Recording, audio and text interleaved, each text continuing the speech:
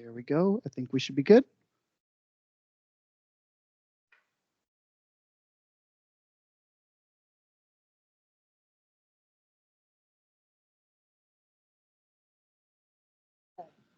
Jess, are we good to go?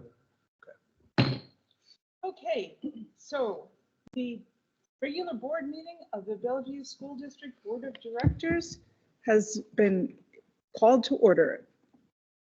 And we're going to start with our roll call. All right, Phil Block. Carolyn Watson, Cindy Rogan.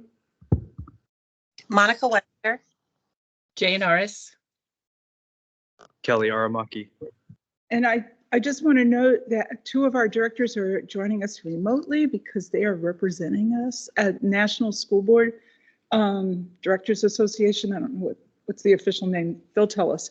All right. So next, let's introduce the student and have the student lead us in the Pledge of Allegiance. Great. Thank you, President Watson. Happy to introduce to you Ruby Mercado. She's a 10th grader at Sammamish High School, and she's ready to lead the pledge and the acknowledgement. So Ruby, come on up.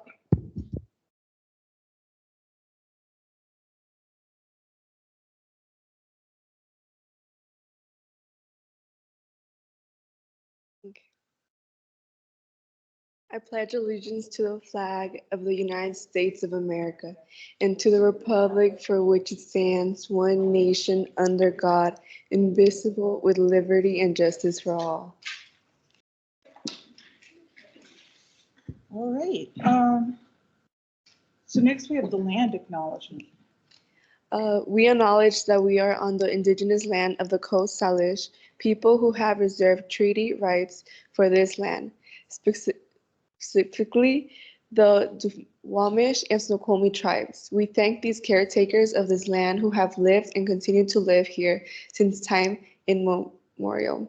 We reflect on the historic context that brings us to reside on this land and accept responsibility to interrupt, erasure, with commit to an ongoing partnership with the Snoqualmie tribe as we listen to, learn from, and lead with their guidance. Okay, and now time for the student update, and you can tell us whatever you like to tell us. Okay, so my name is Ruby Mercado. And I am a sophomore in Sammamish High School, and I represent the dual language program. And Sammamish High School is a great school with potential, but it has its issues. My first language was Spanish, and when my parents heard of a dual language program, they were excited because I have two older siblings who their first language was Spanish too, but they didn't have the chance to experience dual language program. The way that the dual language program feels to me is more like a project because even though it's a great program, I appreciate it a lot, but I feel like it has some stuff to work on.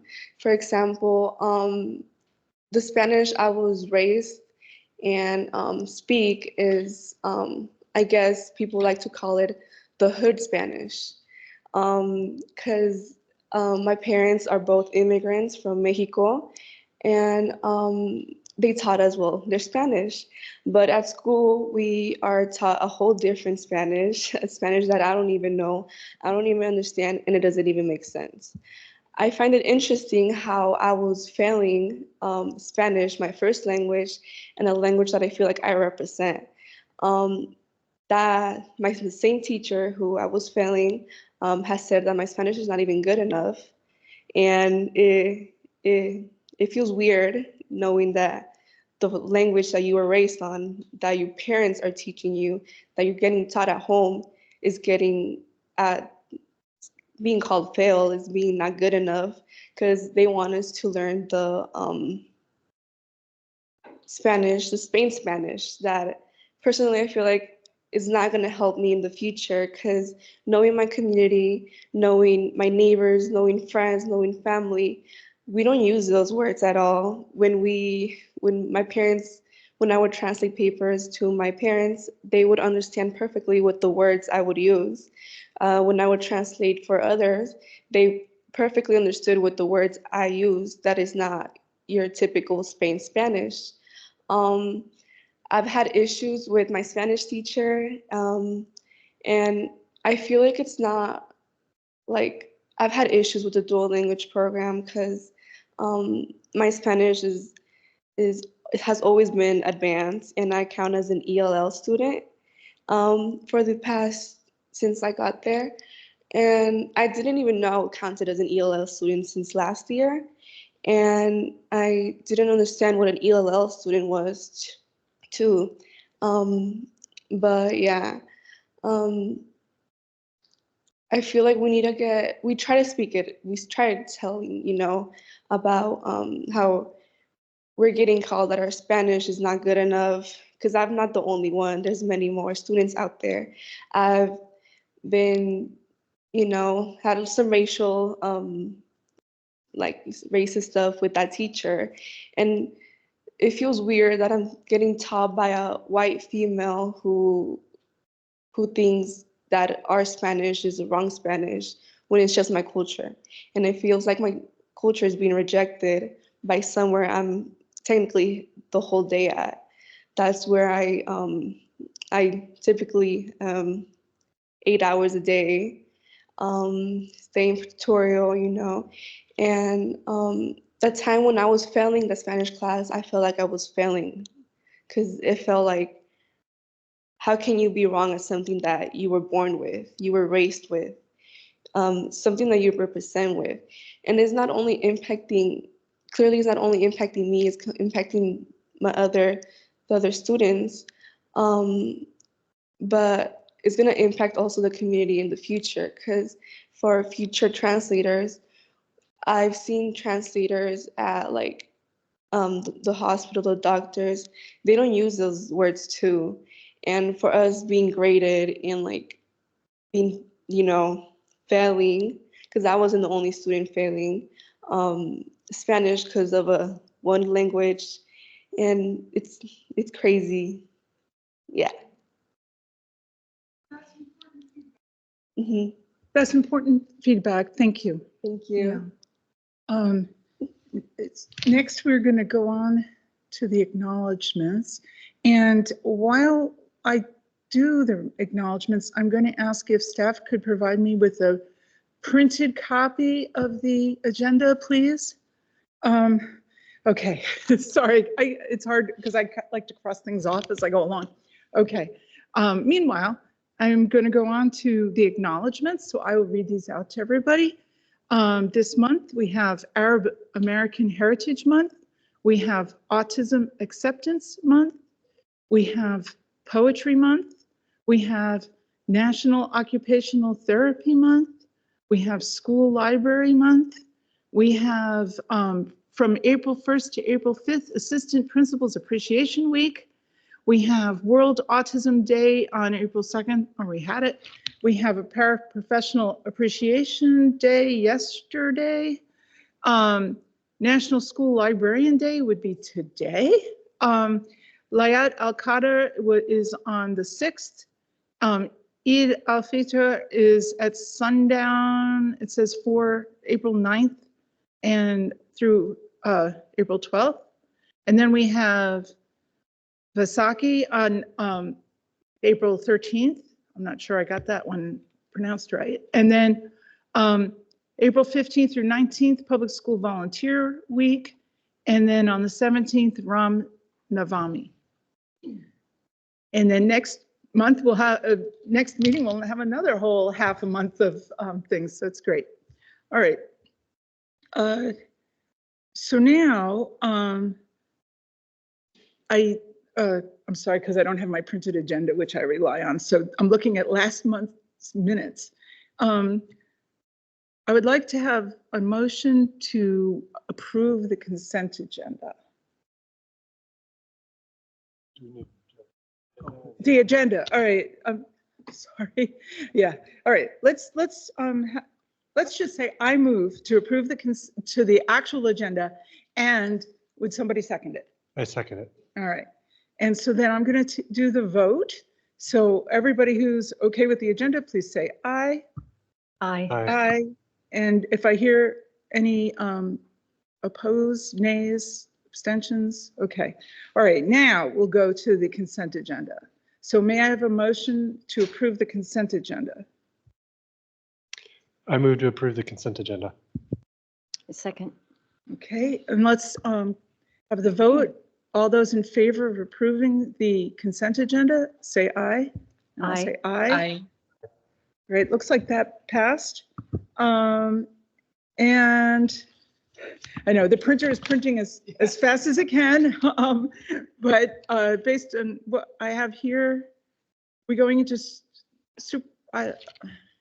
sorry, Can you move to the next slide? technical delay here.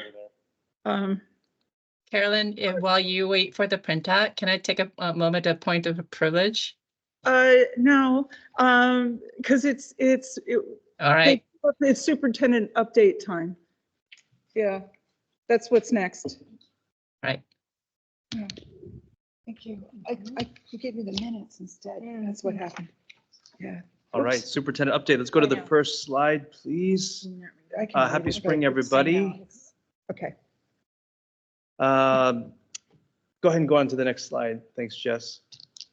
Just a few things I wanted to call out. Here's a beautiful picture of our assistant principals from a leadership meeting we had yesterday. We are so thankful for the leadership of our assistant principals. They do a tremendous job in our schools, just supporting students and families, supervising games, chaperoning dances, providing leadership instructionally, and just being advocates for the community. And so thank you to all of our assistant principals in the Bellevue School District. Next slide. I wanted to celebrate Boom. So Breaking Out of the Margins is an annual event where we bring our BIPOC students from middle and high schools together. And as you can see from this picture, we had over 400 kids attend this year. It's really a remarkable number of kids.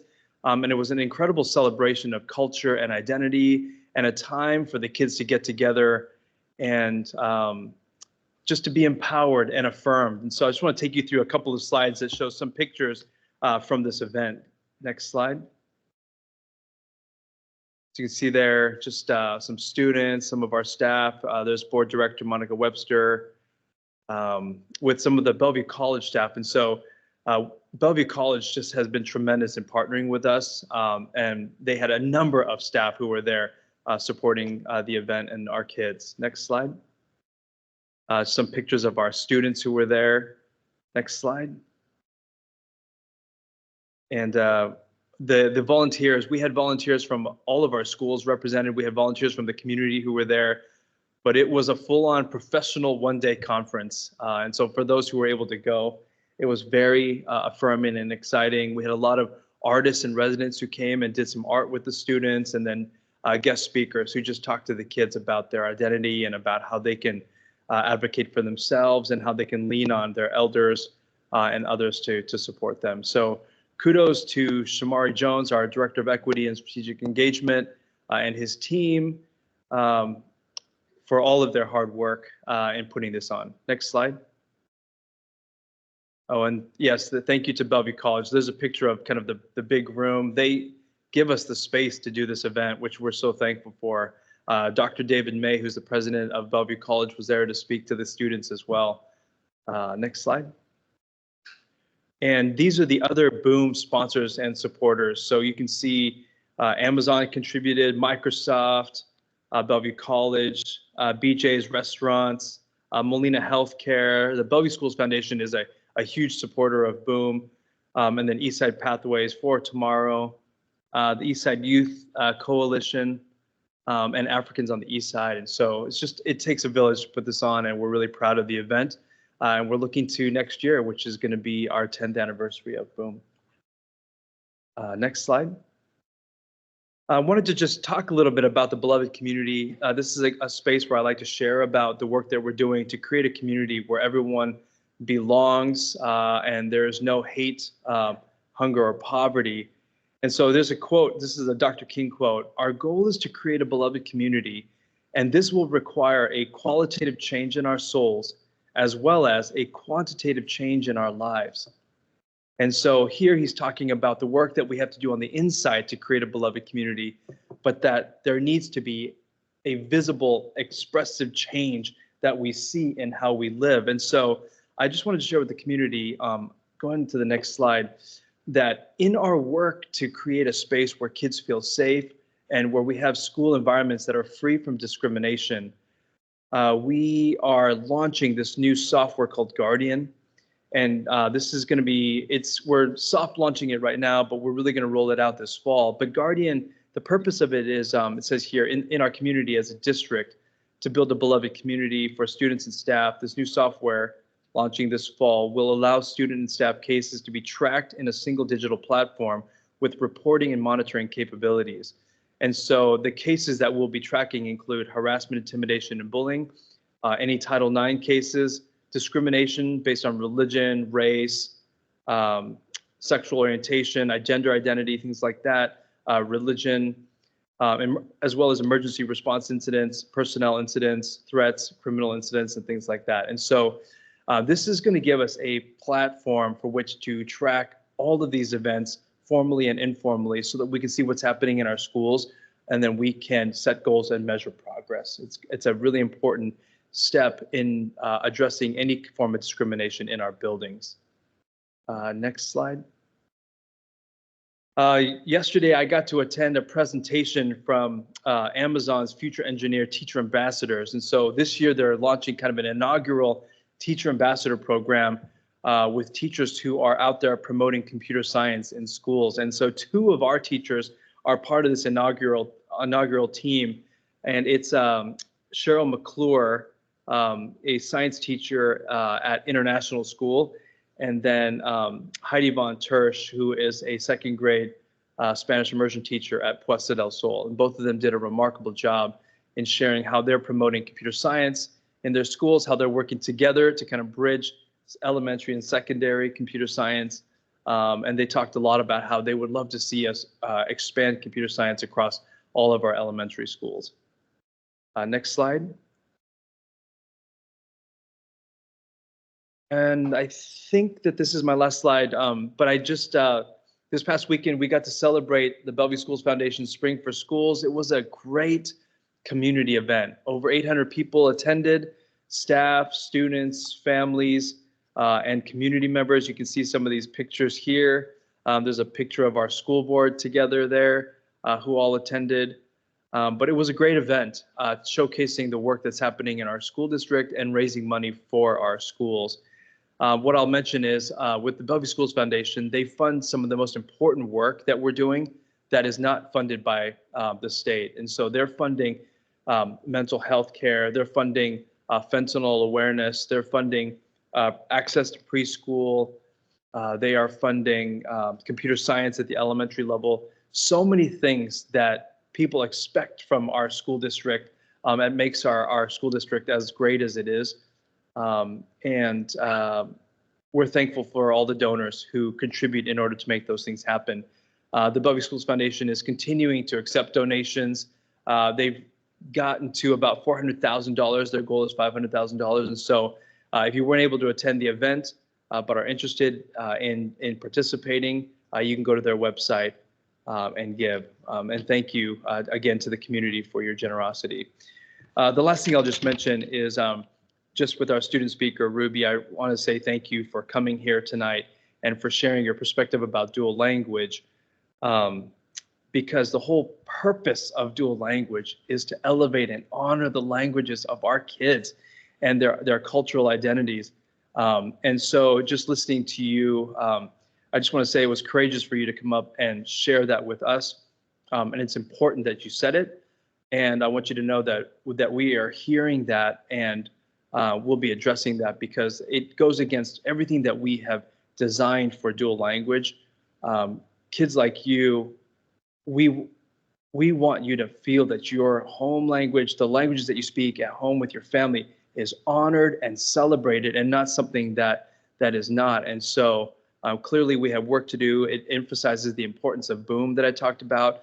And then today our team is going to be talking about language access and the importance of elevating multilingualism in our community And so this is a commitment for us, and it also shows that we have a lot of work to do. So thanks for your courage.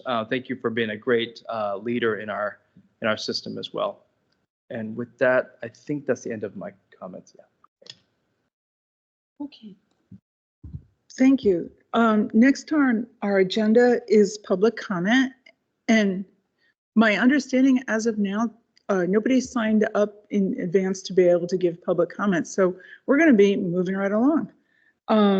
So next we're going to the language access report. Carolyn, is it possible for us to have questions regarding the superintendent I'm so report? sorry, we had some board norms sorted out around this, and I was told that we weren't doing comments after superintendent date. And I'm really sorry, I'm just trying to follow the norms. Okay. We'll do it during director comment.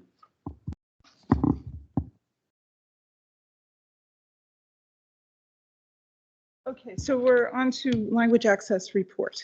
Thank you, President Watson and board directors and Dr. Aramaki. I also want to thank Ruby for her courage, and her story is more impactful than any other data that we might analyze. And we hear and appreciate you, Ruby. Thank you so much. We're inspired and pushed to do better. I also want to share something from Executive Director Sharon Couts, who is on jury duty this week and could not be here. But she wanted you to know that during our pre-meeting on Monday, there were several questions that we weren't able to answer at that time. And we'll do our best to incorporate the answers into our presentation. But some of the questions from Monday were about language access services for students. And this plan is actually focused on services for families and the community. So we'll answer those questions in an upcoming board update after spring break. New state requirements for school districts regarding language access for families and communities in public schools were set forth last school year. And I remember sitting in a room and having a conversation about the new requirements, and we all agreed that these requirements were a starting point, not a limit on what we can and should be doing to improve access for our families and community. And one of the new requirements was to assign a language access coordinator. Fortunately for us, we already had an extraordinarily talented and passionate individual on our team, Marta Trilles, who took on that position, making our district the first in the state to establish the coordinator role. That's exciting, and being the first means, of course, that we were the first then to develop pretty much everything. So Marta was developing, leading the way. I'm so proud of our language access work. We're continually improving, and it's my great pleasure to introduce you to two exceptional leaders who will lead the presentation tonight. Director of Multilingual Learner Programs and current acting principal at Newport Heights Elementary School, Dr. Ricardo Macias, and our language access coordinator extraordinaire, Marta Trilles. Thank you so much for the introduction. And before I do, we start talking about this presentation, I also want to thank Ruby for her courage in speaking your truth. And I would love to have a conversation with you if you're open to that idea. So thank you so much for sharing your perspective with us today. So we are really excited about this work, Language Access. The Language Access project is centered around celebrating the rich diversity of our community, where we proudly speak more than 100 languages. However, before we start sharing more about this exciting work, we would like to take this opportunity to acknowledge that none of this work would have been possible without the unwavering support of our superintendent, Dr. Amaki, our executive team, BS staff, BS community and students, and our BS school board. Can we go to the next slide, please? From the project's inception, our focus has been on understanding the unique needs of our diverse community and developing a shared vision geared towards honoring and uplifting the members of our community, as well as their language and culture. The Language Access Project encompasses 4 key components. Firstly, we prioritize the engagement of our diverse community, including parents and students, and our BSD staff members representing numerous departments and schools. An emphasis was given to elevating the voices of those who we have historically underserved and to recognize the importance of collaborative efforts in achieving our shared goals. Secondly, we are committed to providing ongoing support and training to empower individuals with the necessary skills to be able to elevate the linguistic assets of our community. Additionally, a robust communication plan serves as a cornerstone of our project, ensuring that information is disseminated clearly and comprehensively across multiple channels. And lastly, we have explored various technology tools to enhance language accessibility and human connection, leveraging innovative solutions to facilitate communication and engagement for all members of our community. Together, these components form a comprehensive framework that underscores our commitment to promoting linguistic diversity and fostering an inclusive environment where the voices of our community members are heard and valued. So to the first point, engagement. Community engagement play a pivotal role in the development of our language access plan, serving as the initial step towards understanding the needs of our community and developing a shared vision and direction for this project. Through open dialogue, active participation, and meaningful collaboration with community members, we gained valuable insights into the linguistic needs and preferences of our diverse population. This engagement led to the foundation for the creation of a comprehensive language access plan, tailored to address our unique needs, challenges, and with the goal of meeting the needs of our diverse community. By prioritizing community input and involvement from the outset, we worked towards creating a plan that reflected the voices and priorities of those that it aims to serve, with the intention of supporting a culture aimed at fostering a sense of belonging and a beloved community. Again, an emphasis during this part was given to elevating the voices of members of our community who have been historically underserved. To talk about the other three components, key components of this project, and we'll turn it over to Marta Rodriguez, who's our amazing BSD Language Access Coordinator. Thank you, Ricardo. I will start off by talking about people. Hiring qualified interpreters and translators was crucial for the success of the Language Access Plan. The Bellevue School District prioritized in-person interpretation and translation, as it makes communication more effective and fosters the development of human connections. We are committed to continue to hire interpreters and translators in an ongoing hiring process and adding as many languages as possible. Currently, we have a team of 124 on-demand interpreters and translators who have passed a language access proficiency test and completed an online training designed to meet the needs of our community. In the case interpreters or translators are unavailable to take a specific request, we have the option to work with outside agencies or to use Language Line, that is a phone interpretation. Alongside the hiring process, we are committed to developing a language access mindset because we recognize that working towards providing language access is the responsibility of every staff who interacts with families and students who prefer to communicate in a language other than English. For that reason, we developed an online and in-person training focused on the why language access is important and as well as provide support on the resources available. The third key component of this work is technology. Our district prioritized in-person interpretation and translation. However, we recognize that technology is also essential for language access, allowing efficient communication through translation software, real-time interpretation platform, and multilingual tools, which are all leveraged for the purpose of building human connections. During our meeting on Monday, you asked about how we identify when a family requires an interpreter or a translator. When parents enroll their students in the Bellevue School District, They provide information about their preference for interpretation and translation services, specifying the language in which they prefer to receive communication at home. We have different communication tools, such as talking points, a school messenger, including robocalls, and Synergy. Some of these are two-way communication, allowing messages to be automatically translated into the preferred language. The staff will write the message in English, and the family will receive in their preferred language, and vice versa.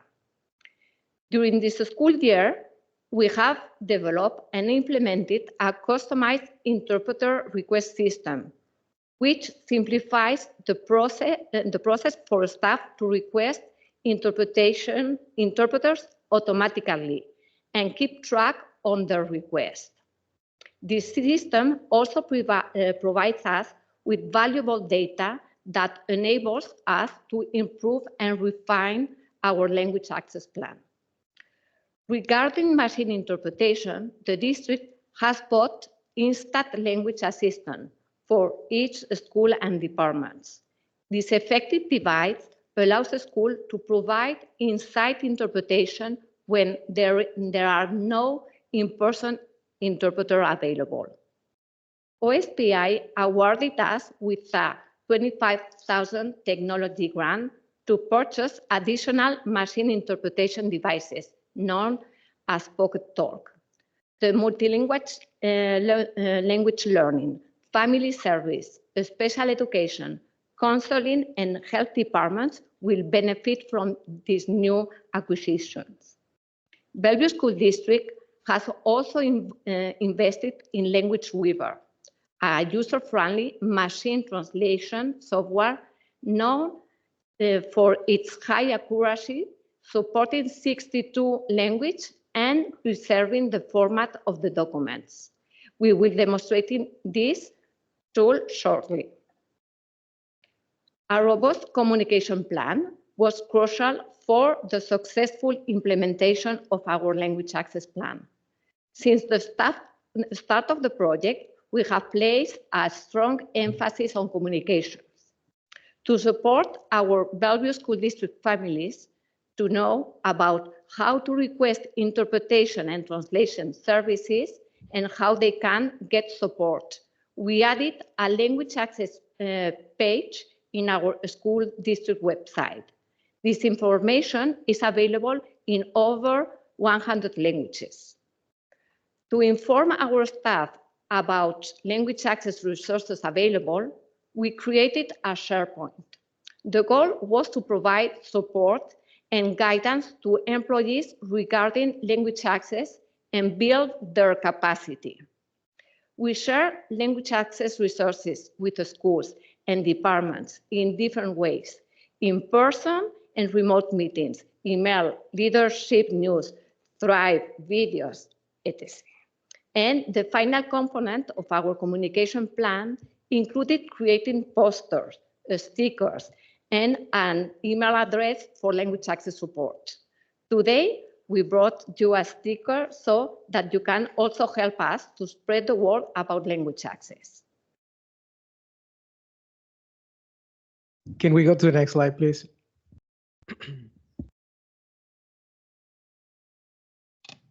There's a lot to celebrate about the work that's been happening over the past year in regards to this project.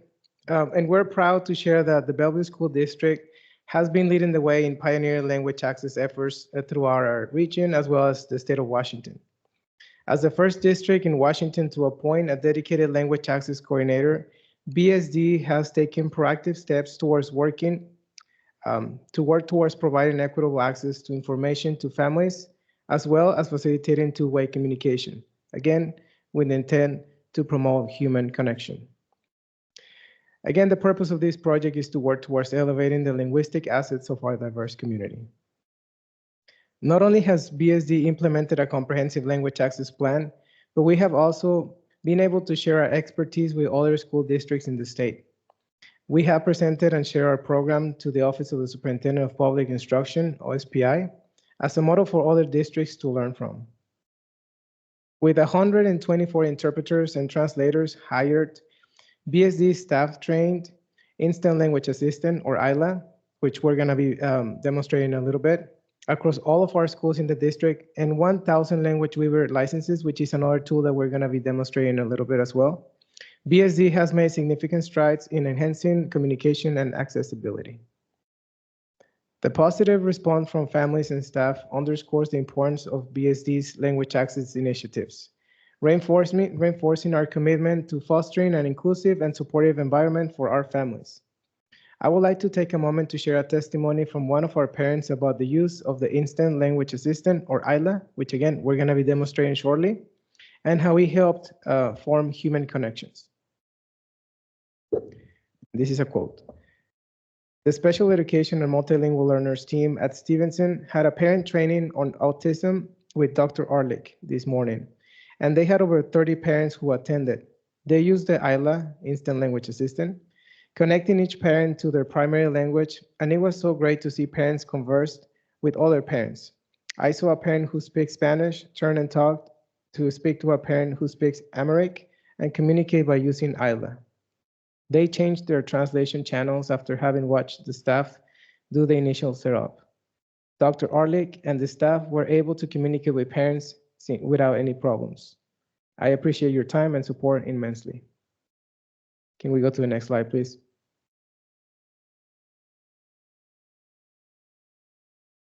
We have come a long way in just a year. However, there is still a lot of work ahead of us.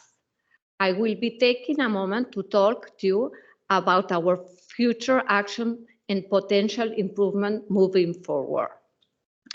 We will continue hiring interpreters and translators, including more language, as well as fostering partnership with neighboring districts to share resources and best practice, ensuring that language support remains available. During our Monday meeting, you asked a question about how we are planning on serving a special education community, including our efforts to support with American Sign Language. Please know that our ongoing effort to boost accessibility and inclusivity for all members of our community are our priority and part of our plan. We are partnering with the Special Education Department to provide our staff with specific tools for effective collaboration with interpreters. Additionally, we are planning to offer specialized training to our interpreters in special education. We have also a contract with 5 outside vendors to provide American Sign Language interpretation services. However, our focus is on improving in-person support for ISL. For that reason, we are signing additional contracts with other outside vendors and partnering with other school districts on this matter. One other focus for us moving forward is improving our communication system, as we are aware that this work's success depends on ensuring that families and staff are fully informed on language access resources and tools. For that reason, we will continue to partner with our communication department to strategize and improve our communication plan. Lastly, we would like to emphasize our commitment to continuously collecting feedback to refine and improve our language access plan, ensuring that it remains responsive to the evolving needs of our community. Can we go to the next slide, please? So as we were mentioning, one of the key parts of this project has been the technology tools that we've been able to implement. And now we will proceed with a demonstration of some of these tools that we have introduced this year as part of the Language Access Project. And for this, first, we're going to share a little bit with you about a technology tool called Language Weaver, which is a translation device, a translation software that can help us translate documents, keeping the same format.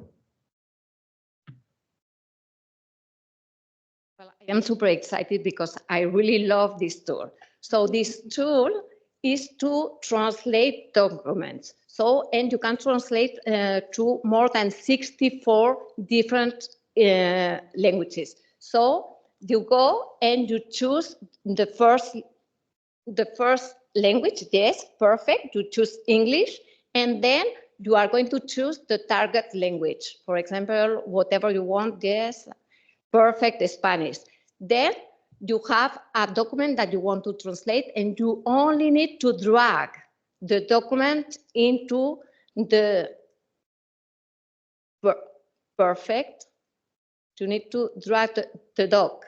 Okay, this is the document that we are going to share. It's a middle school family forum that we had, that everything is in English, and now we are going to do our magic and look at this. And we are going to say, please translate in Spanish. And in a couple of seconds, here we are, perfect. And we have our document in Spanish.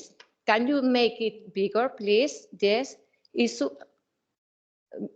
And go to the first slide, please. So everything is in Spanish. Obviously, we are not looking at super perfection, and depending on the language, is going to be more accurate or not. But all the time, go to the first slide, please.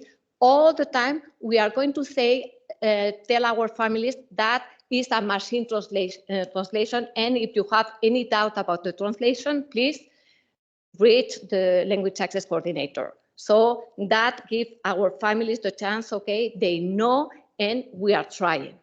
And sometimes when the documents are very important, we do approve reading with humans. That is cool.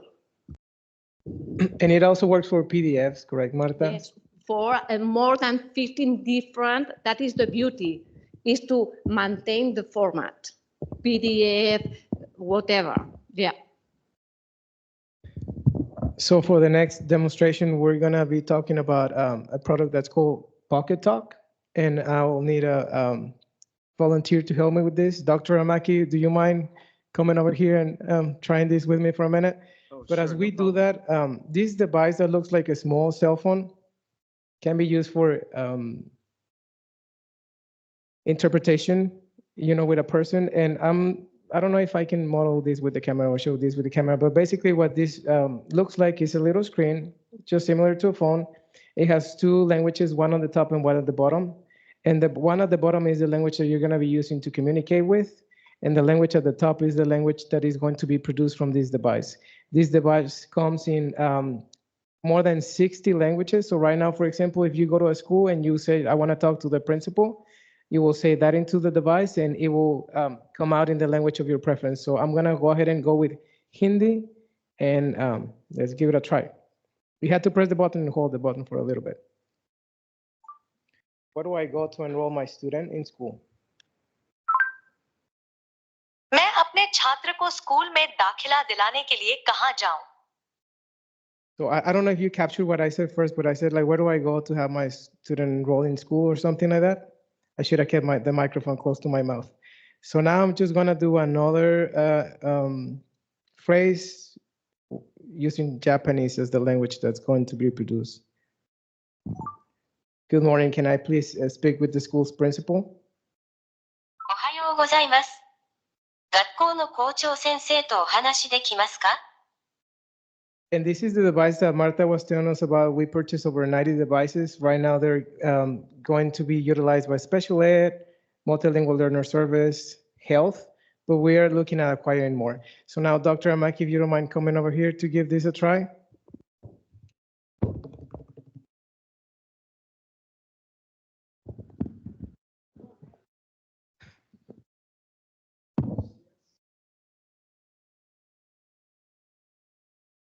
Okay, thanks. Here, but people can see us, or we can stand up, however you want to do it. Okay. And let me just choose Spanish because that's the language I'm proficient in. Okay. Give me 1 second. Spanish.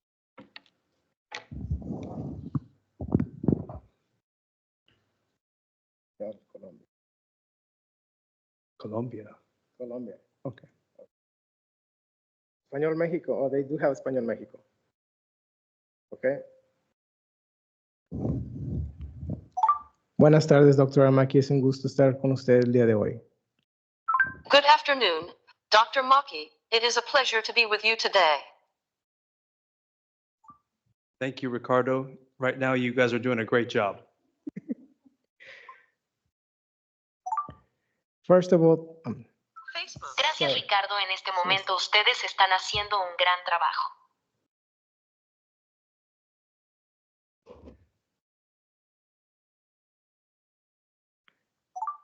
disculpa, me adelanté un poco. Solo quería tomar esta oportunidad para agradecerle, Dr. Aramaki, por todo su apoyo a este proyecto.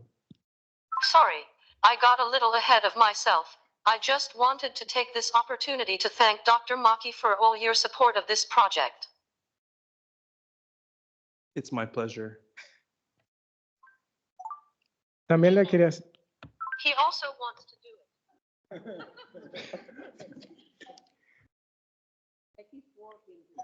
De nuevo, una disculpa por adelantarme. Again, sorry for getting ahead of myself.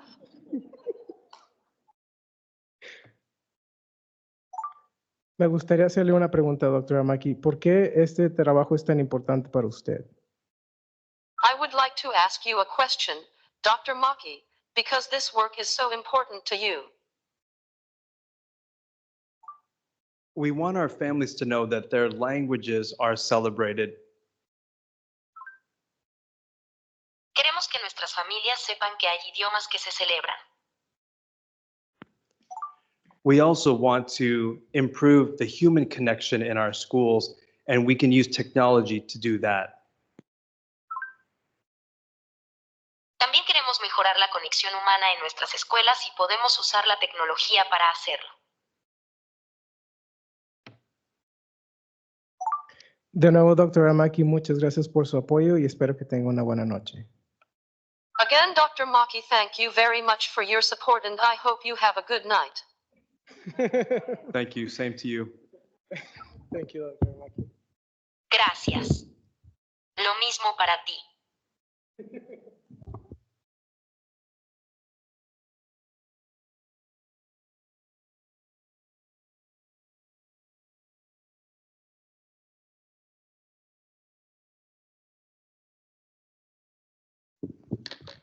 Now we are going to try the island, and we invited a mom from Bellevue School District, but she is going to be here in 7 minutes. So if you want, we can move. Yes. And a few more things about this device that I wanted to share about is that in the ILA, just so you know, as we wait for the parent or we set this up, ILAS, the Instant Language Assistant, is that device that Marta is setting up for the next demonstration. It is in all of our buildings. So when you walk into the front office in our schools, you're gonna see it, and Marta is going to demonstrate how that works. But it has a lot of different different tools, different functions. But one this Pocket Talk is that this Pocket Talk, you don't need two Pocket Talks to talk to each other. You can switch the language here, just for the purpose of, sorry. You can just do this, tap on it. Oh, there you go. You can tap on it, and then you can choose what language you're gonna be speaking into the device into and what language is gonna come out. So that's something that you can do, and you can have the same device and just share the device with one another, just to make this presentation a little simpler, to keep things simple. We use two devices, but then another feature of this device is that it can also translate documents such as posters or flyers that you can come across, in a room. So there's a camera function, like there's a camera on the back. You take a picture, you select what language the information is in, and what language you want the information to be produced in, and it'll do it automatically for you. So it has a lot of potential. And like I said, this is some devices that we purchased through a grant from the state. Do that with you? Okay.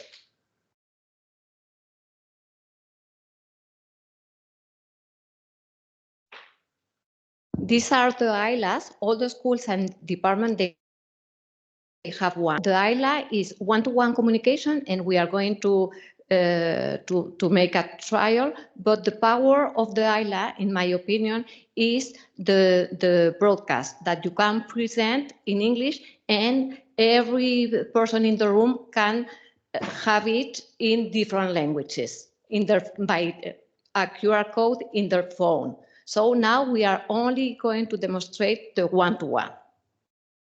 Yeah, if you recall the quote that I was reading from a community staff member from the district, in which they talk about how they did a presentation. There were multiple people in there, up to 30 parents there at the same time. So what they were referring to is that parents, as they were coming in, they will be able to select what language they wanted to hear the conversation in. And even though the presentation was done in English, parents will have the option to hear that presentation in multiple languages at the same time in the same room.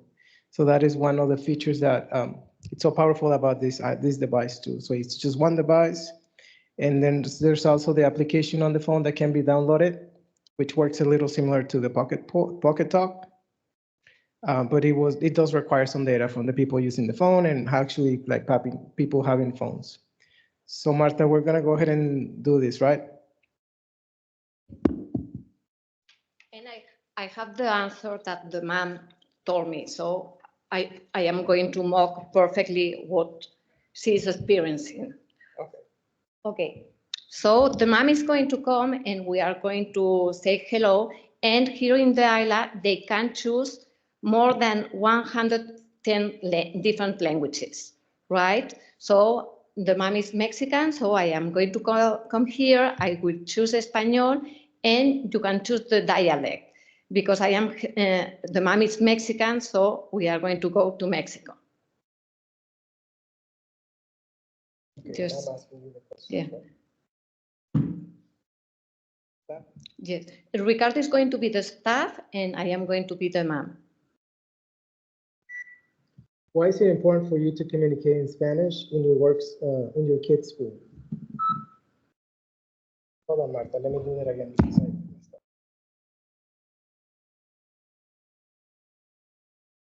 Do it again.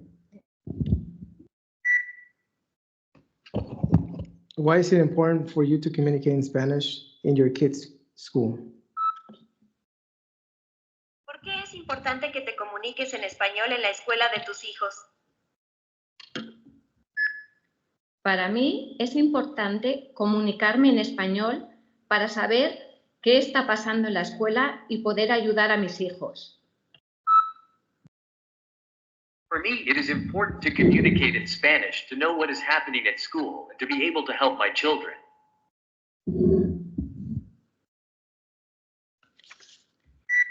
What has the school or school district done to facilitate your communication with them in your preferred language? ¿Por qué la escuela o el distrito escolar han hecho para facilitar su comunicación con ellos en su idioma preferido? La escuela me ha facilitado intérpretes o personal de la escuela que habla español. Además, ahora hay nueva tecnología. The school has also provided me with interpreters or school personnel who speak Spanish. Now there is new technology. What do you hope to see our school district does to improve your experience of communicating in your preferred language? ¿Qué espera que haga nuestro distrito escolar para mejorar su experiencia de comunicación en su idioma preferido?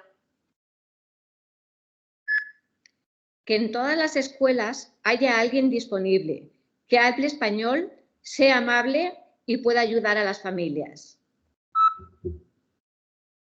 That in all schools there is someone available who speaks Spanish, is friendly, and can help families. And that will be it. One thing about this is also, as you can see the text as the conversation is being transcribed. And then one feature about this is that you can also use it for making calls. So somebody can call the school. Do you want to explain a little bit more about that, Marta? No, not today? Okay, we're good. That's enough for today. Well, if you want, but I would like to take only several seconds to advocate for the mom that she's all the time, Rosalba, helping us. She's ready to help the community. And one of her questions was answer was important. It's not about only to have interpreters and translators. They have to be nice, they have to be friendly and welcoming. And she emphasized that.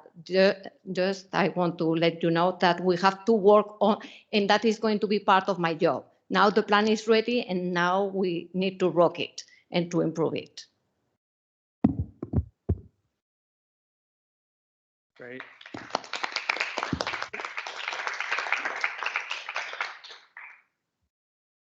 Let's have some board discussion on this topic. And I'm doing my random die, and I'm just going to throw it, and it says 3, which is director number 3. So she'll start the conversation. I feel like I could start the wave right now. I just am feeling such excitement about this initiative. Congratulations. It sounds like such a positive launch. I really appreciated the show and tell experience tonight. It just made it really real, I think, for all of us up here that aren't in the schools on a day-to-day basis, seeing this in action. So greatly, greatly appreciate that. I'm curious about the increasing the language access mindset that you mentioned. It's not just training about technology. It really is that, the mindset about being friendly and warm and embracing multiple languages in our schools. So I appreciate that. Curious about special education training. I was wondering, is there something about just the technical nature and the technical language involved with special education forms and procedures and legality? And just curious a little bit more about the barrier that might be there for you and what else can happen to help bust those barriers. I was also curious about the grant for the ELA. Is it a one-time only, or is this for multiple years? I'm just kind of curious about how long that grant might be available for us, especially in these times. Anyway, just super, super excited for the district, for our families, for our kids. Thank you so much. Okay, so now we're on to Director 4, Director Webster. Yeah, thank you, President Watson. Marta and Ricardo, I just want to thank you for all the work that you have done to support our students and families in this space. I'm not sure how many people are aware, but Marta and I've had the pleasure of working and collaborating with Marta in the past in a few capacities, and just really am honored to be in this space with her and get to kind of observe her passion and her dedication to our students in this space. So I just wanted to offer that. I'm really grateful, that we're doing the work of language access, which will help our district eliminate the organizational barriers that prevent our students and families from benefiting from utilizing and participating in the educational experience. And I really appreciate that you incorporated many of the questions that I had in your responses today, and I know that there's more to come. We had lots of questions, and so I just really appreciate the quick turnaround as well. I think moving forward, I just want to reiterate the importance of being intentional about keeping our families engaged in their kids' educational experience in the classroom, and being mindful of how we're doing that for our families who are in need of translation devices and services. But I do think that we're headed in the right direction, and really appreciate, as Director Rogan stated, the show and tell. That was very that was enriching for me, and I had never experienced that. So I just want to express my gratitude for you all making the time to show us how these devices work and how they support our families and our students. And that's all that I have. Thank you. Okay, Director Aras. Well, I'll echo the thank you for the presentation. It's fun to see the tools being used in action. I did have a question on Monday, which I don't think was quite answered, or I missed it somehow.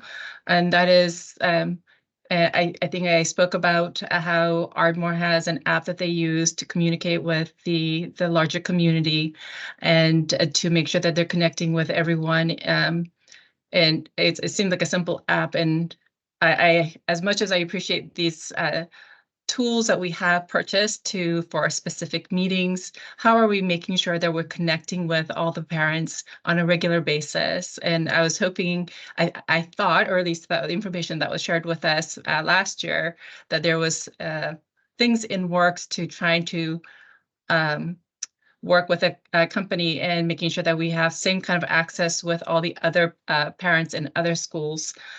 So I was hoping to hear more about that today. If we have that information, I would love to hear it. The other thing is out of curiosity, I love these tools, and I see that the presentation was more geared towards parents, and I understand that we're using these tools to support our students in classroom. It would have been great to see how it would have been used to support our students, not just translating, because my one concern, as much as you know, I'm a big proponent in bilingualism and supporting students in their native tongue. I'm all for it 100%, but with that is, with every tool, there is possibility of being a crutch. I want to make sure that we're not using it to create a crutch versus enhancing and in developing their language acquisition. And so as we venture into purchasing all these tools, it would be great to make sure that we are supporting our staff and utilizing it as a building academics and language acquisition, and not just lean on it hard to the point it becomes a permanent crutch. That's it. Thanks. Okay, next is Director Bluff. So I do want to acknowledge, it looks like your parent has arrived, and I do hope we'll have a chance for them to participate in the presentation here in a couple of minutes, because it's not their fault that we ran out of schedule tonight. Yeah, Rosalba, que nos hemos adelantado y no te hemos podido esperar, y te damos las gracias enormemente por haber venido y tener el tiempo. Nos adelantamos un poco en la agenda. Yes. She's a little bit upset because she was, yeah, no, but. We definitely want to hear from you. Yes. So I'll go through my comments. We'll go through our comments and hopefully. I really appreciated the commentary that this really is intended to be the family interface with the school district. One of the things that I think this program is wonderful. Everything you guys are doing is great. You've made tremendous progress and headway. So I think that first off, you guys need to hear that this program seems tremendous. I think it's making a great deal of access. There always will be little frustrations. One of the things that seeing this made me think of immediate next steps. You know, it's great to see a way that a family member could interact with the school or the principal or a teacher. It also made me wonder about the peer-to-peer interactions, which is another area that I think a lot of families struggle when they have language access barriers, and whether or not some of these tools could be used to help facilitate that, the peer-to-peer interactions that do happen within our schools for families. It also made me think about where I struggled when I lived in another country to interact and understand the best. It was the presentations, it was the theater or concerts or things like that. And whether or not I was seeing some potential there, but that seems like an area where there might be opportunities to use some of those tools to help provide families with access where there's one person presenting to hundreds of family members. It can be a challenge. I really love the partnerships with other school districts. I wanted to call that out. That's not something that school districts are great at. And so it's really tremendous to see that. And also when we have 100 languages, and you said 124 or something like that, in-person interpreters, that also seems like something that we need to be sharing. We have the resources to build up that resource, but I can imagine that some of these languages just aren't in enough demand to have enough people across districts. So I do hope that we're taking advantage of that, and it sounds like we are. I also wanted to harken back to one of the things that I mentioned on Monday. It just bears repeating that, well, a couple of things. One, it's tremendous. I think it said 40% of families have another language that they speak at home. That strikes me as a huge fraction, and it's got to be one of the highest that I'm aware of. It's got to be, it seems very high to me. It also struck me that the fraction of the proportion of people who speak a given language at home was not the same as the proportion that sought interpretive services. Particularly Spanish and Russian, I think, were overrepresented in the demand for interpretive services. And so I think that it's good to recognize that there can be differences between just the number that speak it at home and the number that are seeking the interpretive services. I think that we noted that Mandarin or Chinese has now exceeds Spanish in representation of languages spoken home in the district, but we're still seeing the greatest demand for Spanish in interpretive services. That's part of the reason why we probably still use Spanish as our instant translation language of choice for meetings like this. So those were my main things. And again, I really do look forward to hopefully hearing from the parent. So, wow. I feel like with the technology, I stepped into some kind of science fiction show or something. It's fantastic. And I'm glad you have so many languages. And I also that detail where it shows you all the different types of Spanish that you could use. And I'm assuming that's there for the other languages as well. So that's really cool. And you have reaction in here from parents that seems rather positive. And I like the story about the two parents speaking two different languages that were able to use this. So I guess what I'd like to say is I like the human touch too.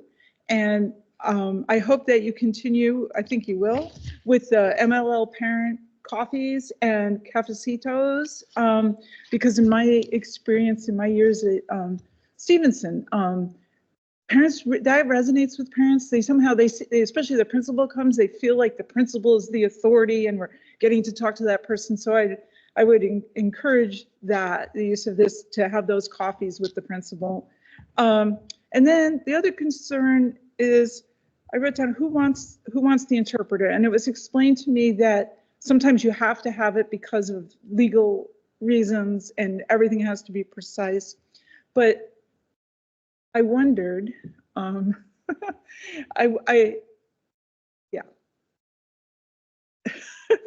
I wondered about the family reaction to the interpreters, because I think sometimes, probably, it's always usually pretty positive, but like sometimes I know I had a friend who's spoke Vietnamese at home and she was like really insulted when the district sent her something translated into her language, because she's like, my English is fine, why are you doing this? Another time it might be on a sensitive topic, and so they would have to have that trust with the interpreter. So I was wondering, in the report, we saw family reaction to the technology, which was very positive, but did we have some kind of systematic way of knowing how the families feel about the interpreters? Like, I know you said that it's important that they be friendly and personable and nice and all that, and trustworthy. So I just wondered about that. And that's all I have. And so, yeah, you want to say it? Sure. Maybe what we'll do is first, is there any just questions that you wanted to answer right off tonight that you heard? I think one of the things I'll mention is, I think the most important thing is that we're providing information and communication in the language that parents prefer. And so we don't force the translation, but if it's whatever language they prefer. But anything you wanted to just share just tonight? Yes, it's in the language that the parents they share, and this year also we send an update of the language. So what is cool that every year we are going to ask the parents which language do you want to receive the communication in, and that is new. We didn't have that, so that is very very positive. And if in our system the parents mark, I want to receive communication in Spanish, they are going to receive in Spanish. Another new thing with Synergy, we just this month, they are sending the message in the target language, Spanish, but also in English, plus a sentence saying this has been translated automatically. So we are on the way. We know that it's not perfect, but we know what we have to do, and we are heading through this. Great. One other thing that came up is about the feedback about the interpreters, and we do have a system for that, and we are constantly collecting input about how interpretation and translation services are going, and we do look at that information. So we do have a system for that. And then maybe Rosalba, thank you for coming. I'm so sorry that we're so ahead of schedule.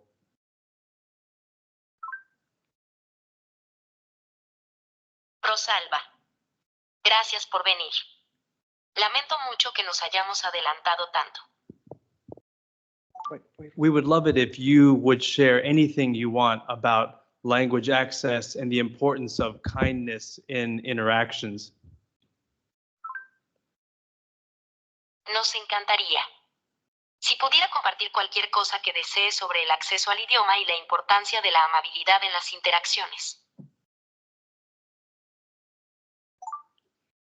Yo estoy muy agradecida con todos ustedes porque se preocupan por las familias del distrito, de todas las que no hablamos inglés. I am very grateful to all of you because you care about the families of the district, all of whom do not speak English. Gracias por pensar en todos los que vamos llegando de nuestros países a este país y gracias por pensar en nuestros hijos. Thank you for thinking about all of us who are arriving from our countries to this country, and thank you for thinking about our children. Y gracias por invitarme y perdón que no pude llegar antes. Thank you for inviting me, and sorry I couldn't arrive sooner. Gracias. Thank you so much.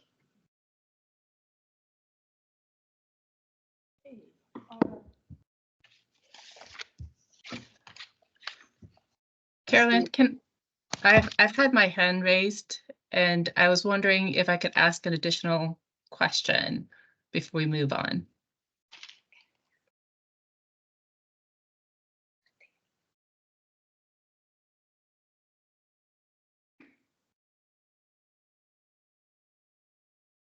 We have extra time.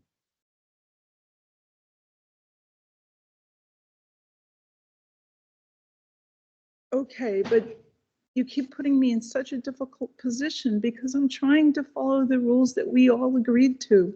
One question each. We did not agree. Remember, I did not agree. All right, 4 people agreed.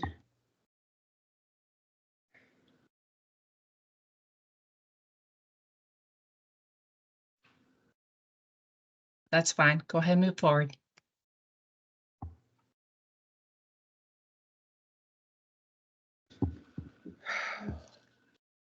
You can speak if you want. All right. So now we're going to go on to the WASDA backlog.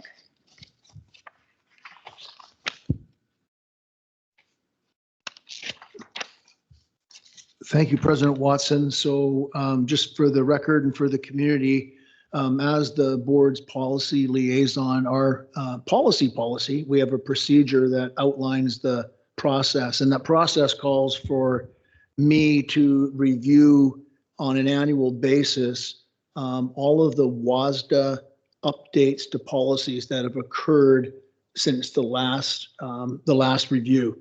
So I recently completed my my 22-23 WASDA backlog, and it was actually pretty manageable.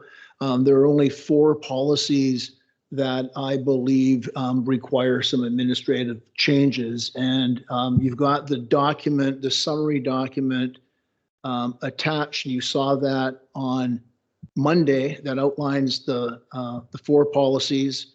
It gives a reason for the changes, the updates that that were necessary. and then a summary of the actual changes that were made.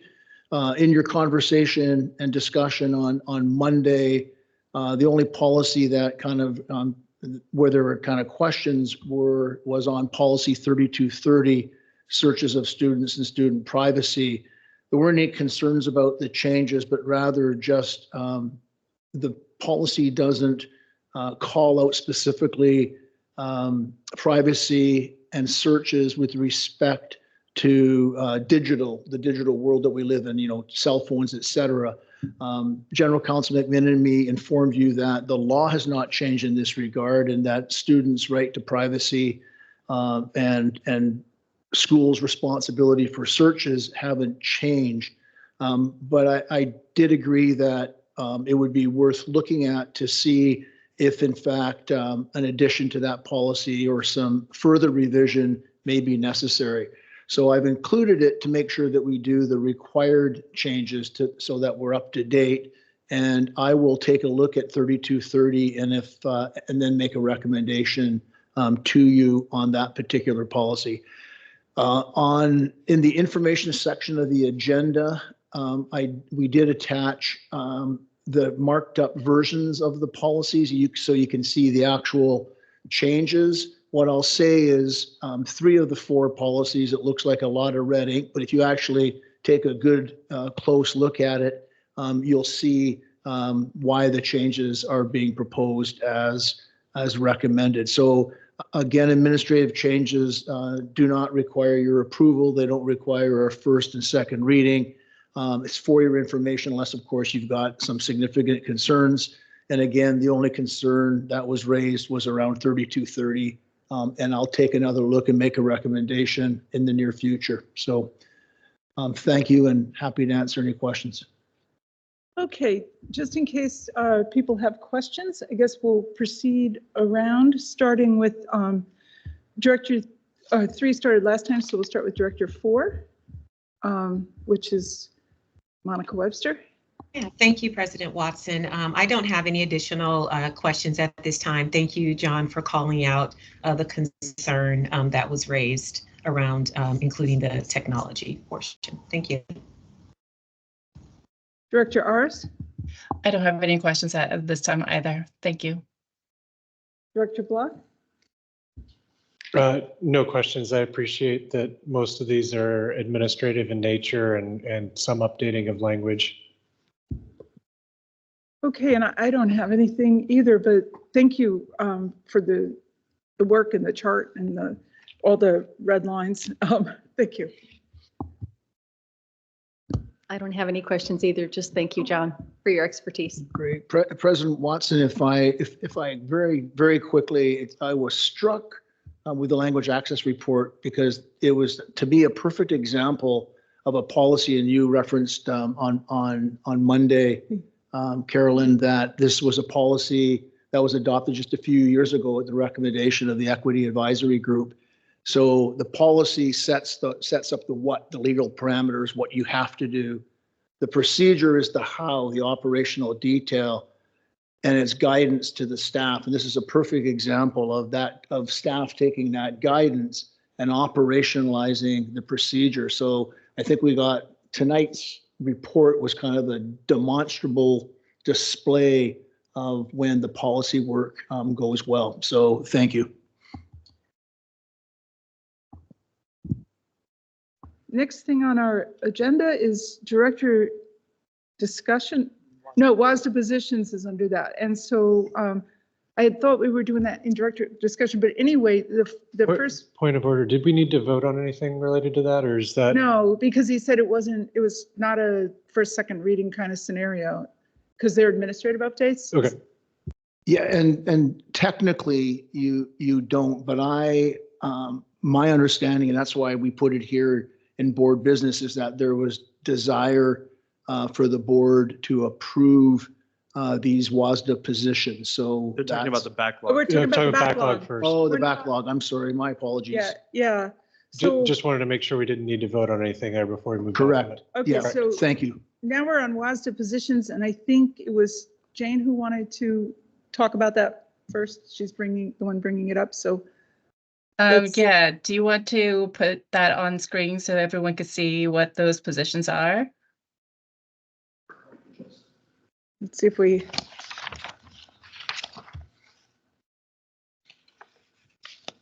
think we received them. Yeah, it's on the board doc. Yeah. They're pulling it up.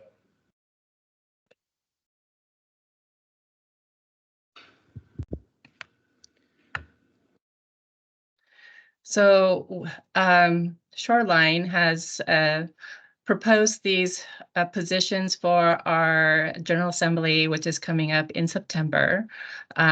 We have to submit it this week, or I'm sorry, next week, to if we want to co-sponsor.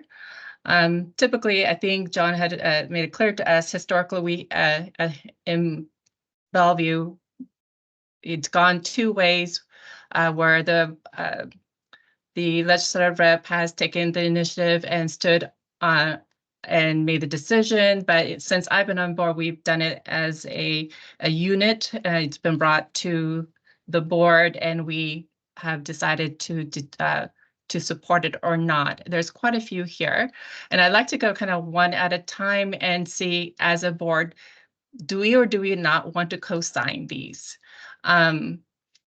I think it's important to be clear as far as whether, we stand on it and put our name on it. The first one, tax revenue for schools. Would you like for me to read, or you could all read on your own? I'm hoping that you all read it. Well, at least you can read out the topic, So for number one, tax revenues for schools. Any questions? Do you support it, or don't want to support it as a board? Any thoughts?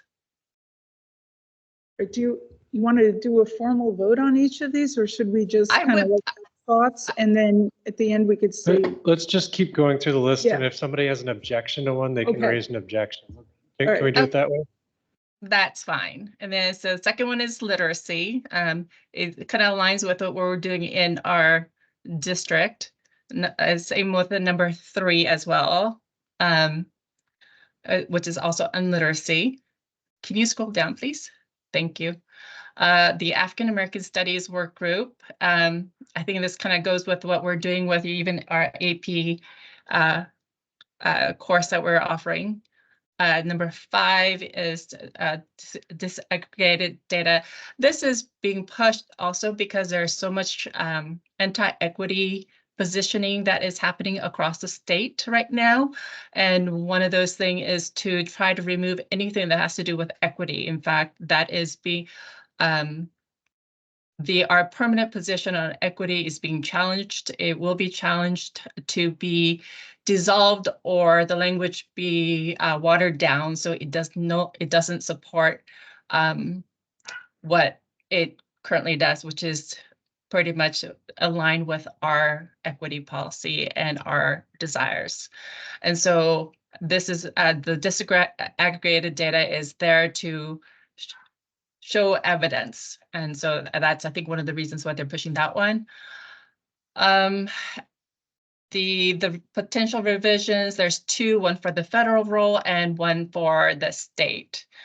I'll let you guys read that. And if there's any that you want to talk about or want to challenge, let me know.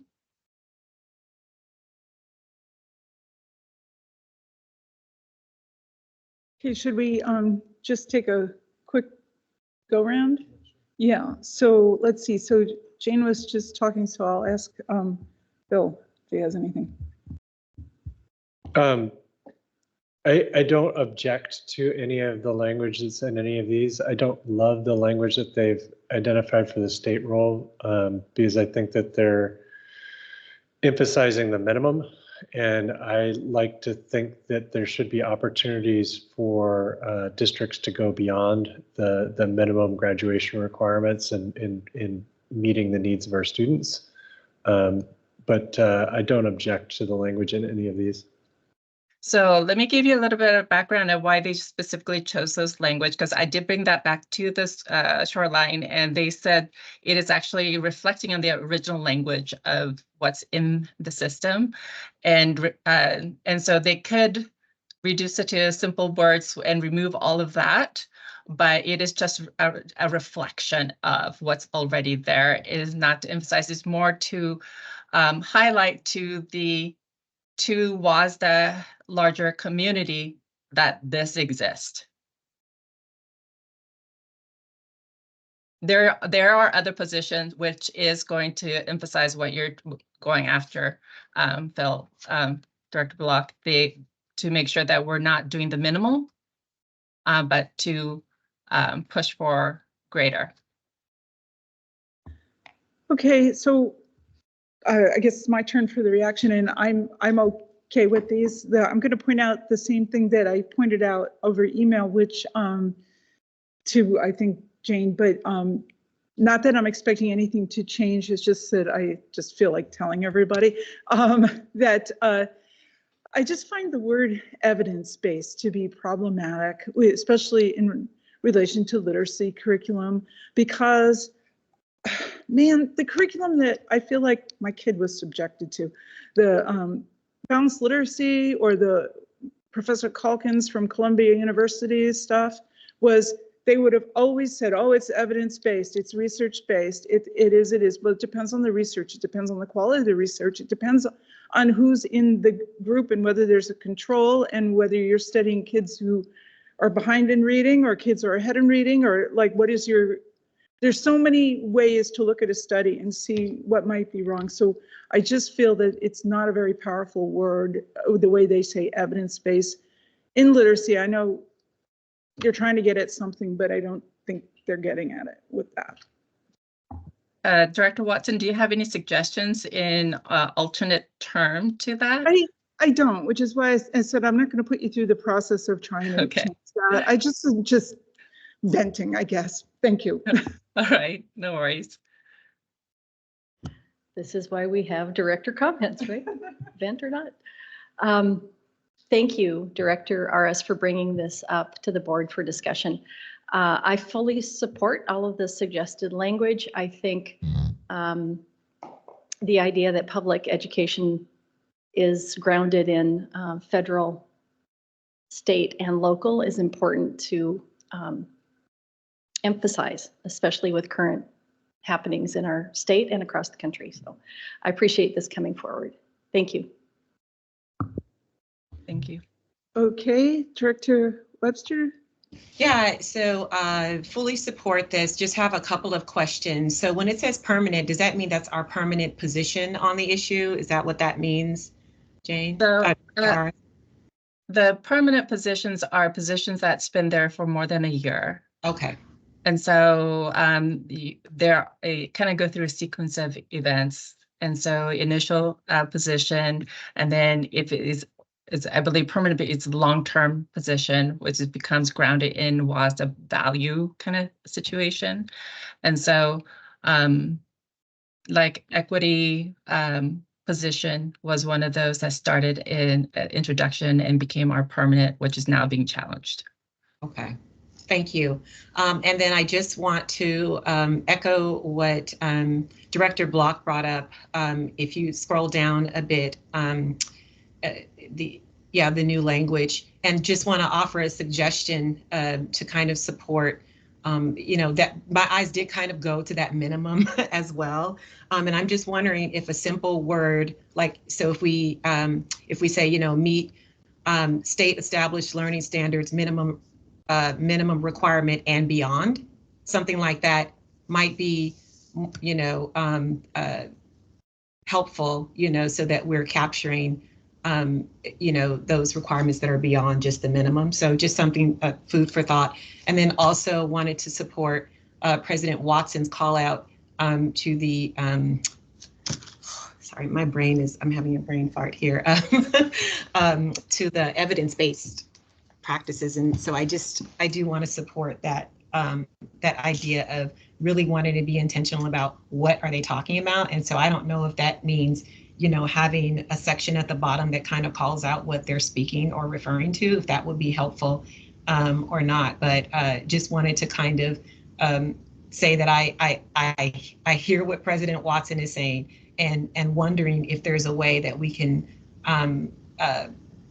add some verbiage to clarify what that looks like. But I'm in support of all of these overall. Thank you. So would you be okay in passing as is if we don't have an opportunity to change the language before they submit it? Because the Shoreline School District does have to vote this in as their board, since they're pushing it forward. I'm not quite sure when their meeting is. I know it's also in this week as well. It must be there right now or tomorrow, or it's already happened. There is one opportunity possibly changing it later on if there are other school districts who brought similar positions forward where we all have to combine it.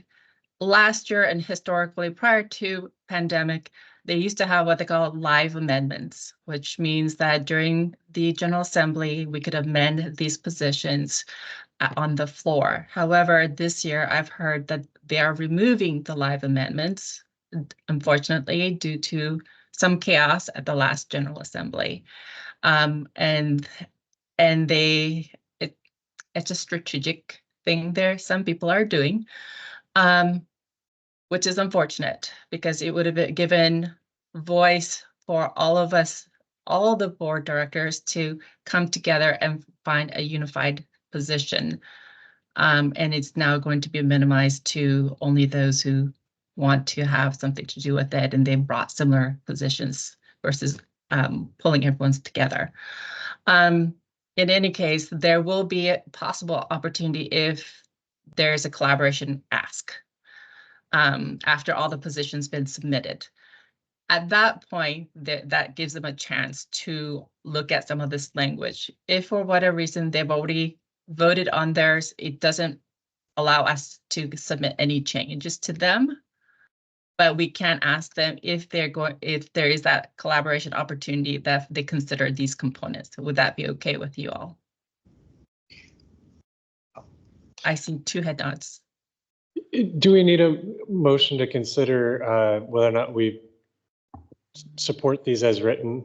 Yes. So I move to support these as written. Second. Okay, do we want any discussion to the motion? Okay, let's take a vote. All those in favor, let's say aye. Aye. Any nays or abstentions or anything? Nope. Okay, so I think you've got some clarity there on what to do next. Thank you very much. Next thing we have on the agenda is director discussion. And we had, for our first discussion of the evening, we had Director 3, then we had Director 4. So I think we'll have Director 5, Jane, lead off in director discussion. Okay, I want to first say thank you to our student, Ruby. Did I catch the name correctly? Okay, well, I don't know if looks like she's not in the room anymore, but I do want to make a note to say I so appreciated her and her willingness to share her thoughts, and that was very brave.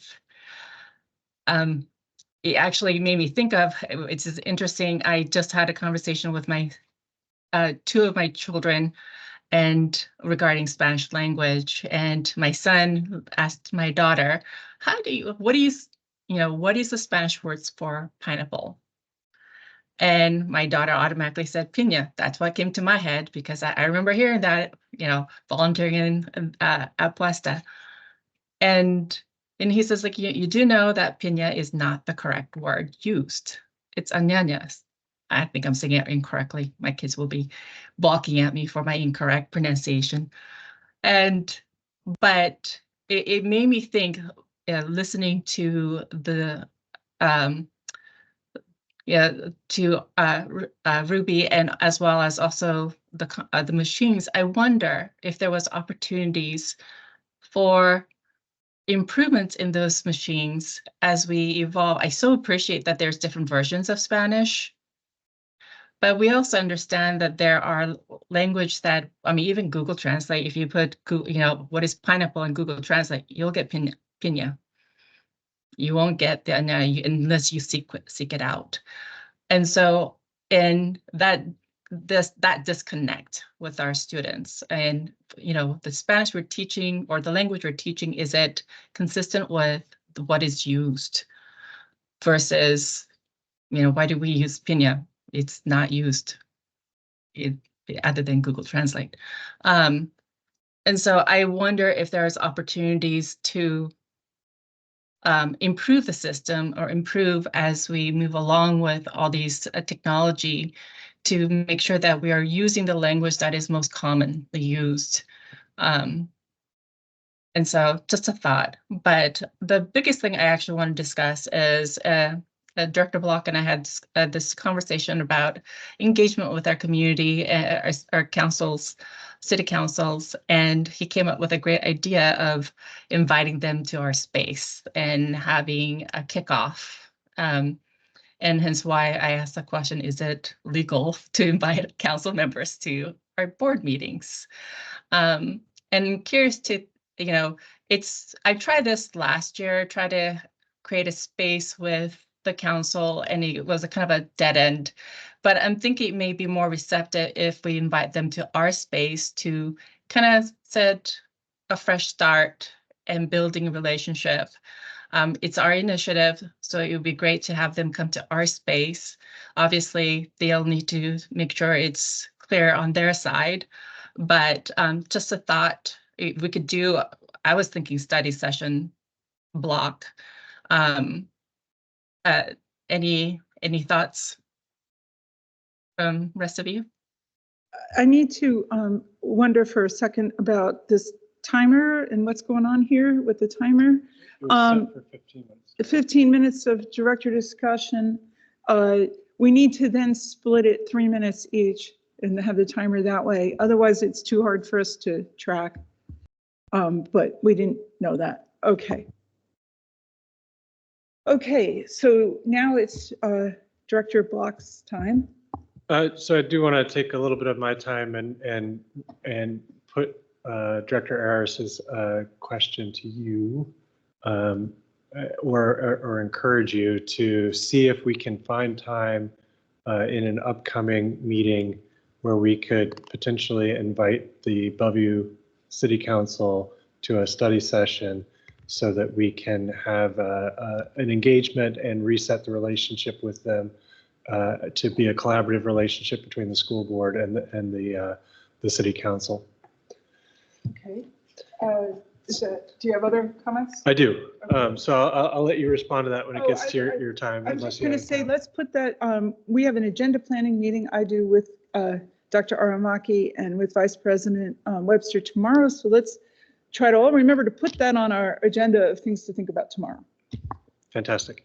So I do want to recognize what Ruby said about, to me, that's the difference between formal language and spoken language. That feels like something that came up even when I was in elementary school and trying to learn Spanish. The teacher would say, oh, well, they say it this way in Brazil, and they say it, or not Brazil, but they say it this way in Latin America, and they say it this way in Spain.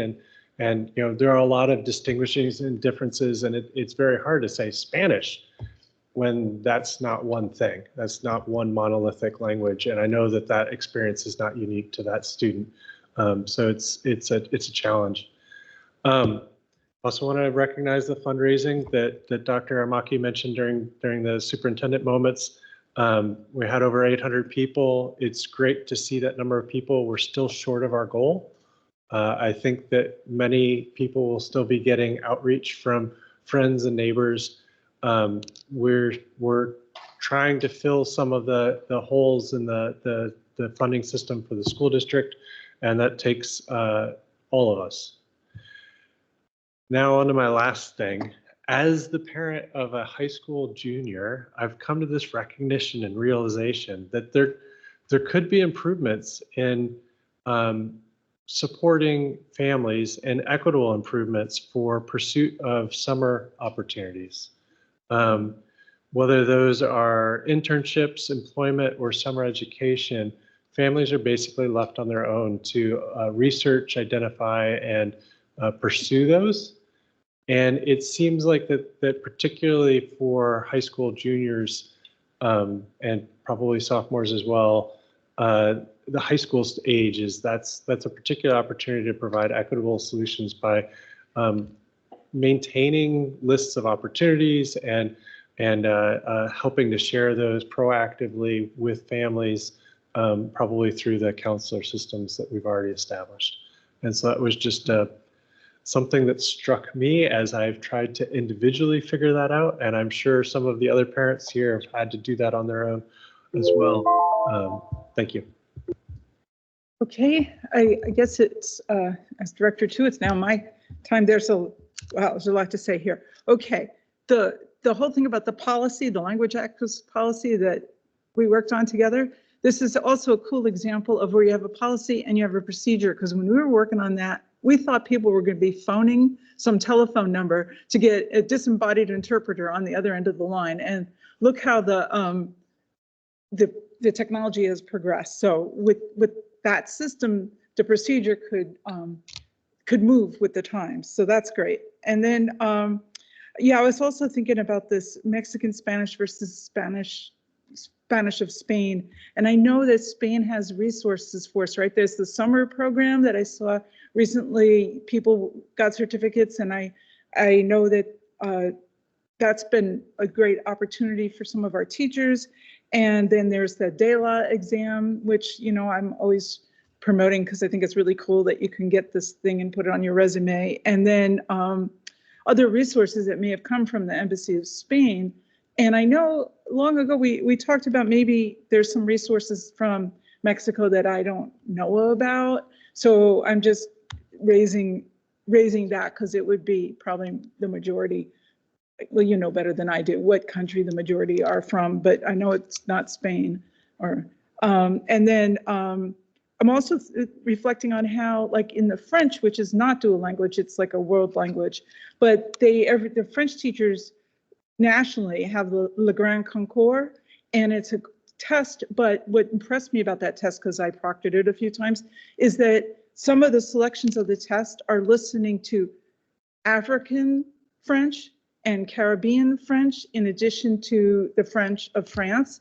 And so I thought that was pretty cool if you embrace that you would then have that ability. I know, and my son went to Paris and studied with a professor from Togo, so in French. So that's, you know, it works. It's cool. It's fun. And then there's a parent grapevine on summer opportunities, and he's right. And it's almost like closely held secrets. Like I've got the secret summer program that I'm not telling you about.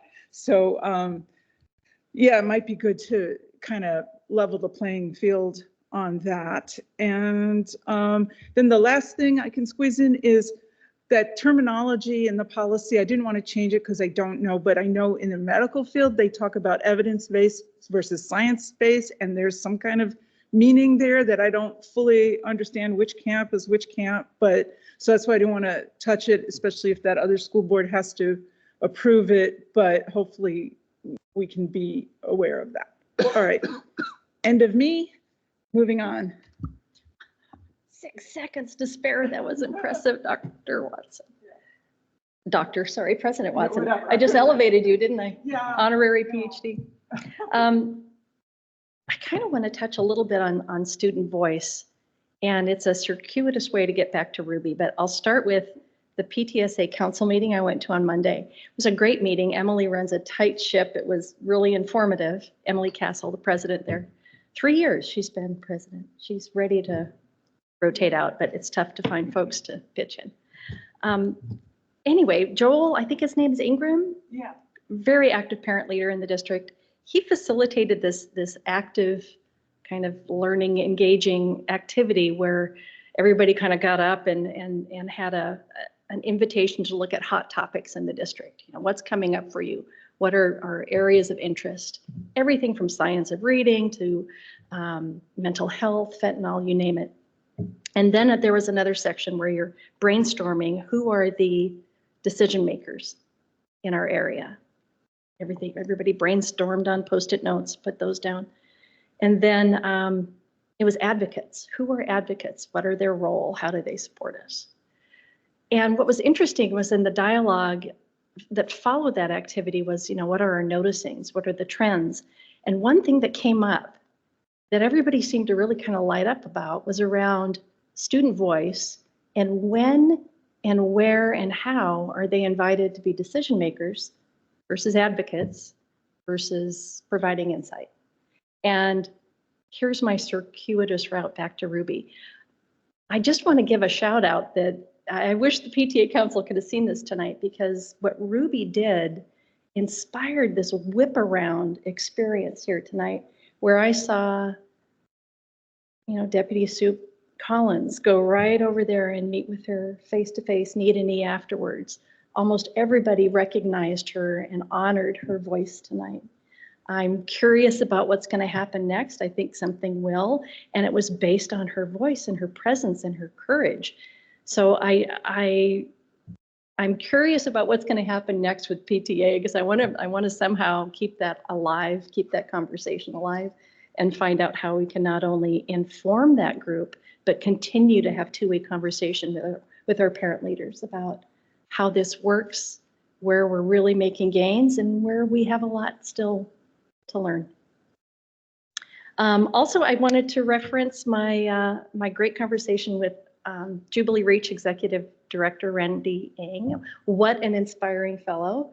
I've known him for a few years, but never again in this role. And again, just ongoing inspiration with him and the 15 schools that our Jubilee Reach site coaches are supporting our kids at. And looking forward to a future site coach meeting to see what they're doing in their training sometime next month. Thank you. Let me turn our microphone on and say, let's go to Director Webster. Yeah, thank you, President Watson. So I have just a couple of things. Thank you, Dr. Aramaki, for bringing up the Boom event. I mean, what an extraordinary experience led by, Shamari Jones and his team. It was executed with absolute perfection, and I've been to several of these over the years, and I just really enjoyed my time there, and just keeping in the spirit, same spirit that Ruby kind of presented. Dr. Aramaki and I were able to pop into a couple of these sessions that were being held in some of the buildings, and got a chance to hear who said that they never really shared in our space, which was really powerful. It was just great to see how there was an opportunity to really affirm these kids and encourage them to come to our board meetings and share their thoughts and their experiences with us. And it was just great to hear from them. So really wanted to call that out. Also had a chance to attend my first Rainier Athlete Board meeting where we talked about the fundraising event that's going to be held on April 27th, and that's going to be at 5:30. So if you'd like to attend, please go to rainierathletes.com, I think, or .org. I think it's .org, and sign up to support them. Also wanted to acknowledge the great fundraising event that we had there with BSF. Got a chance to hear from our educators, some of our parents who shared their experiences with us, and it was just so meaningful and brave of them, and I just really appreciate them sharing their stories with us. And last thing I have is I know that we're a fairly new board, and I think that I don't know which board decided on the days and times for our board meetings, but just wanted to provide a space for us to just think about whether or not the time and date of our board meetings continue to work or not. I know that we haven't talked about that as a board. And so I just wanted to kind of take the opportunity to just for food for thought for us to just kind of think about moving forward if these times and dates work for the current board and for our community at this time. So just wanted to offer that as food for thought, and that's all I have. Thank you. Okay, thank you. It sounds like another agenda planning item, but then, no, it's a run past the whole board item. But yeah. Okay, so we are running 10 minutes ahead of time, which is good. And we're going to take a 15-minute break, and then we're going to go into executive session. There will be no more public information for the evening. But since we're running 10 minutes ahead, we might possibly end at 7:50. We'll have to let you know. Otherwise, it is scheduled to end, executive session end at 8 o'clock. So right now, we're going into 15 minutes of break.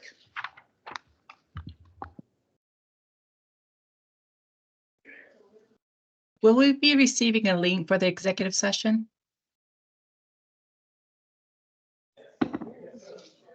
Yes, We'll ask we'll the- get you in a link. Yeah, we'll ask the tech people to work on that. They're here. Okay. Thank you. Okay, thank you. So should we log off here or? Yeah. It'll be a new link, yeah. Okay. Yeah, Thank we you. are going into the room and we do want it to be executive. Yeah. Okay. All right, great, thanks.